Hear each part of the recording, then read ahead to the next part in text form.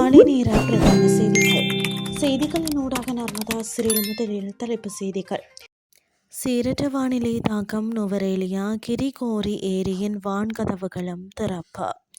மோசமான வானிலை காரணமாக நாட்டில் 11,832 பேர் பாதிப்பு. உதயநிதி கைதை கண்டித்து போராட்டம். பன்னீர்செல்வம் மற்றும் அவரது ஆதரவாளர்கள் கைது. இனி விரிவான செய்திகள். நுவரேலியா பகுதியில் பெய்து வரும் கனமழை காரணமாக கிரிகோரி ஏரியின் நீர்மட்டம் வேகமாக உயர்ந்துள்ளதால் ஏரியின் வான்கதவுகள் நேற்று திறக்கப்பட்டதாக நுவரேலியா அனர்த்த முகாமைத்துவ மத்திய நிலையம் தெரிவித்துள்ளது. நுவரேலியா பகுதியில் நிலவும் கடும் சீரற்ற காலநிலை மற்றும் அடர்ந்த பனிமூட்டம் காரணமாக பாதுகாப்பு காரணங்களுக்காக கிரிகோரி ஏரியில் படகு சவாரி செய்வதை நுவரேலியா மாநகர சபை தற்காலிகமாக தடை செய்துள்ளது.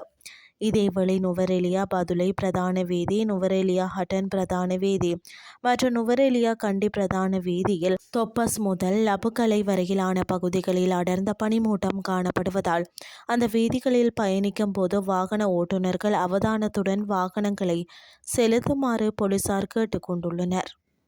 நாட்டின் பல பகுதிகளை பாதித்த மோசமான வானிலை காரணமாக உயிரிழந்தவர்களின் எண்ணிக்கை 8ஆக உயர்ந்துள்ளதுடன் 3 பேர் காயமடைந்துள்ளனர் என பேரிடர் மேலாண்மை மையம் வெளியிட்டுள்ள சமீபத்திய நிலவர அறிக்கையில் தெரிவித்துள்ளது. கனமழை, வெள்ளம் மற்றும் நிலச்சரிவுகளால் 9 மாவட்டங்களில் உள்ள 3014 குடும்பங்களை சேர்ந்த 11,832 பேர் பாதிக்கப்பட்டுள்ளதாகவும் தெரிவிக்கப்பட்டுள்ளது. பாதிக்கப்பட்ட பகுதிகளில் அதிகாரிகள் நிவாரண மற்றும் மீட்பு பணிகளை தொடர்ந்து மேற்கொண்டு வருவதுடன் மொத்தம் 3,538 பேர் 51 பாதுகாப்பு மையங்களுக்கு இடமாற்றம் செய்யப்பட்டுள்ளனர். மோசமான வானிலையால் சொத்து சேதம் ஏற்பட்டுள்ளது. ஒரு வீடு முழுமையாக சேதமடைந்துள்ளதாகவும் 290 வீடுகள் பகுதியளவு சேதமடைந்துள்ளதாகவும் பேரிடர் மேலாண்மை மையம் தெரிவித்துள்ளது. இதில் நுவரேலியா மாவட்டம் மிக மோசமாக பாதிக்கப்பட்டுள்ளது. மேலும் மாவட்டத்தில் மட்டும் 5,445 பேர் பாதிக்கப்பட்டுள்ளனர் மற்றும் 6 பேர் உயிரிழந்துள்ளனர். மேலும் 115 வீடுகள் சேதமடைந்துள்ளன எனவும் அறிக்கையில் சுட்டிக்காட்டப்பட்டுள்ளது. இனி வெளிநாட்டு செய்திகள்.